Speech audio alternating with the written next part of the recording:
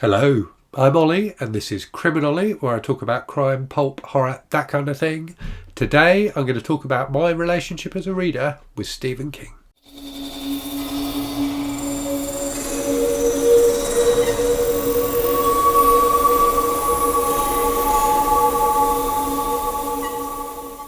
So yeah, today I'm doing the Stephen King book tag that was created by Jess from the channel Jess Book Girl TV.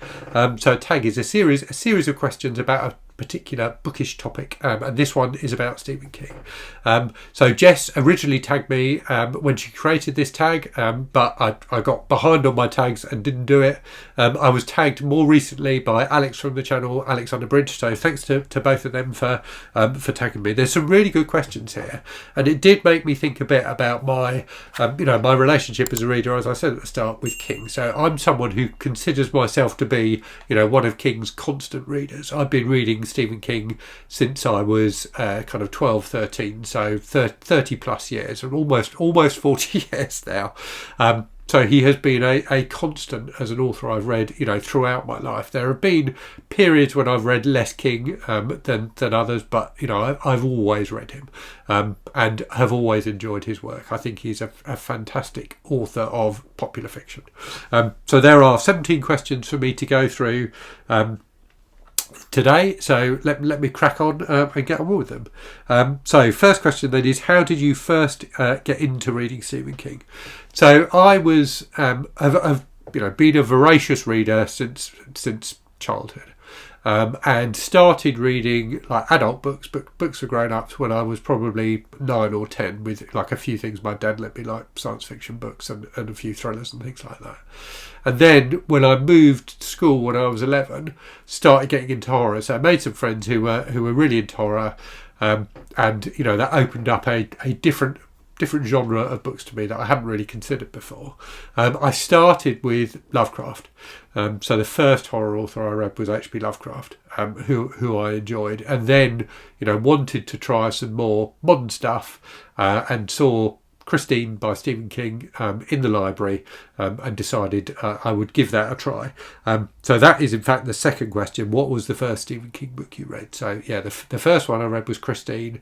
I guess I'm trying to think how old I was. I guess I was 12 or 13, and I remember getting it out of the library and taking it home, and my dad like flipping through it before I was allowed to read it to check that it was suitable. I don't know if he missed the multiple uses of the C word in that book, or if he just didn't mind. But anyway, thanks Dad for giving it the thumbs up. It started, as I say, a lifelong relationship with King.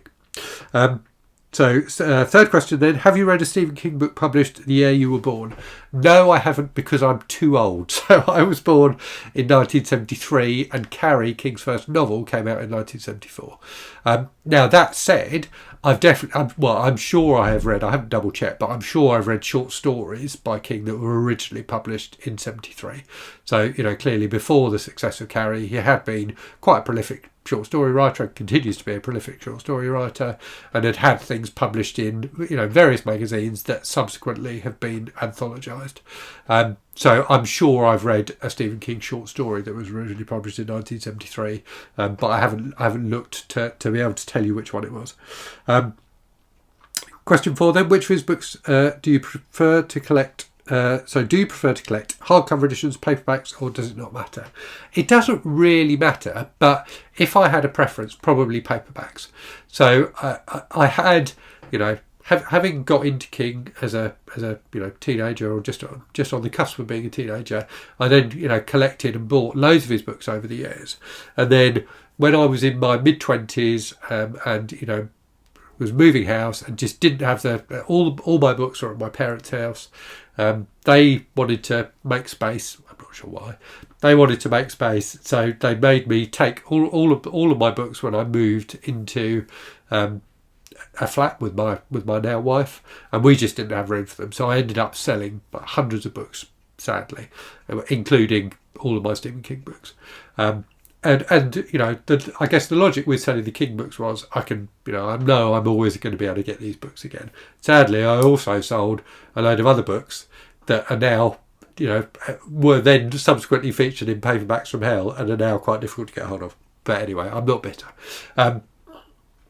So yeah, I got rid of all my King books, and then now that I'm a bit older and going through that kind of midlife crisis thing of wanting to rediscover your youth, I've ended up buying second-hand editions of a number of the King books I had previously, but trying to find the same paperback edition that I had back then. So my preference is therefore paperbacks. Question 5, how many of his books are on your bookshelf? So hardly any on these shelves, because I've read most of them. Or the vast majority of my Stephen King books are in my overflow shelves, which I might show in a video someday. My overflow shelves in the garage. I don't know how many I've got, but I do know that I've got pretty much all of his books. So however many that is, like 60, 70, I guess. The ones I've got in here are the ones that I haven't yet read, which are for my Stephen King project, where I'm, finishing off reading all of his books. So there's about 10 of those in here, I think. And then another 50, 60 odd in the garage. Okay, next question.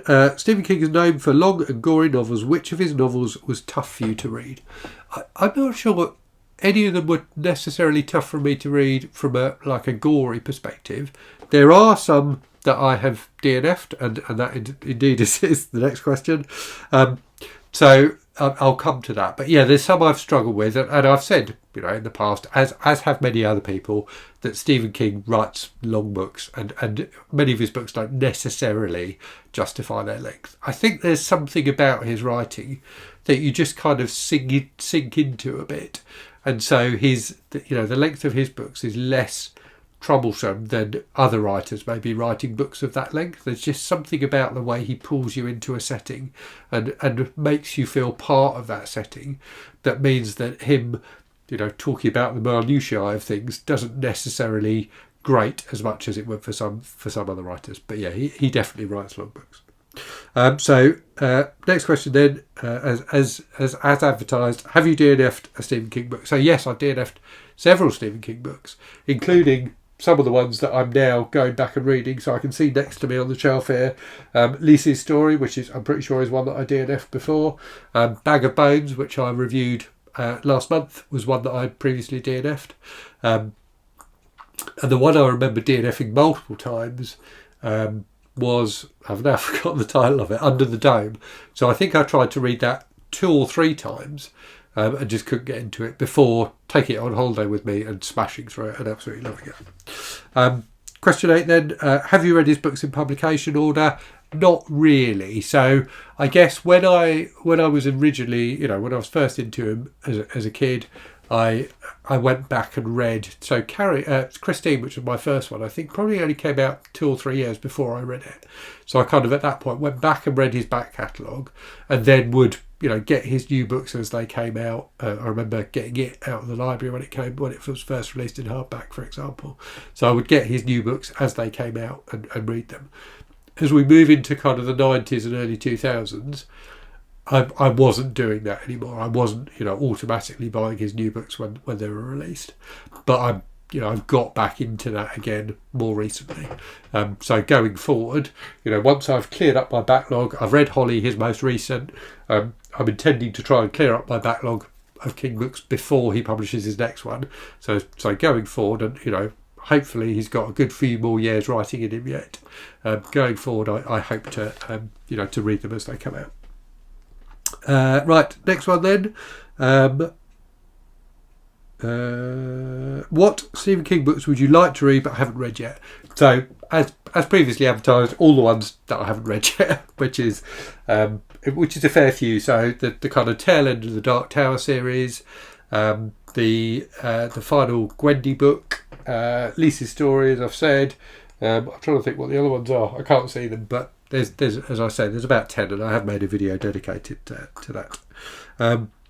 Name a book he has written that other people liked but you didn't. So I think the one that leaps to mind for that is Later, which I thought was pretty bad. So this is one of his hard case crime books, and it features a character who feels very much like the little boy in The Sixth Sense, who can see ghosts and who gets information from ghosts, and that kind of allows him to solve mysteries. It's got a really weird and uncomfortable twist at the end of it, and lots of people seem to like that one, but I just didn't enjoy it at all. So yeah, that's one of my least favourite King books, and as I say, one that other people seem to enjoy. Question 11, name a book of his you think is underrated. So for this one, another hard case crime book, so The Colorado Kid, which loads of people seem to not like at all, but I thought was rather wonderful. So it's a mystery novel without a resolution, which I think is why a lot of people don't like it. But I think it's a great example of King's, that kind of writing I talked about earlier on, where King just kind of sinks into his location and his characters and just goes with it. It's very much a book about its setting and about its main characters, and just, a lot of it is just two old guys talking to each other basically, but I think it's wonderfully written. Okay, question 12, creepy characters. Which Stephen King characters would you like to have dinner with? Holly Gibney is a favourite of mine, so his current main character, if you like, who's appeared in many of his books. I think she'd be a good character to have dinner with.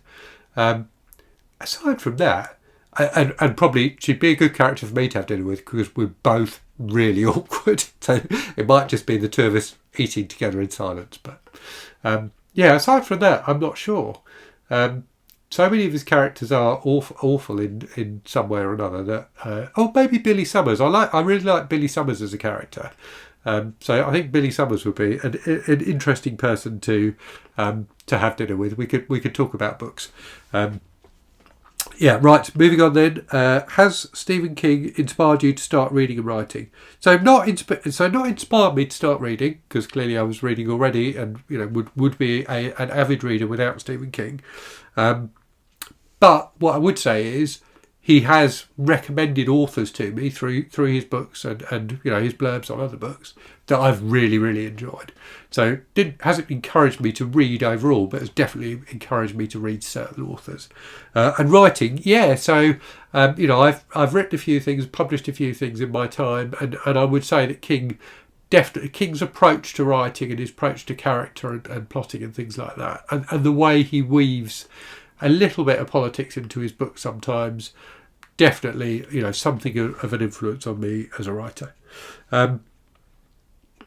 Okay, next question. If you were able to meet Stephen King, what would you say? So I think I would just say thank you. Thank you for giving me so many fantastic reads over the years. Thank you for being a solid author that I know I can always rely on, and for giving me countless hours of reading pleasure, and also, as I've said, thank you for recommending so many other great authors to me. I do think it's something that King is very good at. He often mentions other authors in his books, and you get consistently with King, you get that he is an avid reader himself, and you don't always get that with authors. You can tell that King just loves books. He is clearly someone who loves books as much as I do, and that's wonderful. And it's great to see him, bring that to life in his fiction. Next question: have you ever been to Bangam? No, I haven't. Will I ever go to Bangam?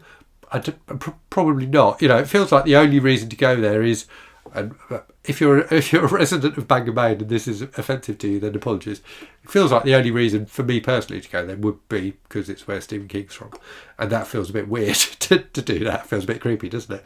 It's something that Annie Wilkes or whatever she's called would do. So yes, I have never been and will probably never go to Bangam.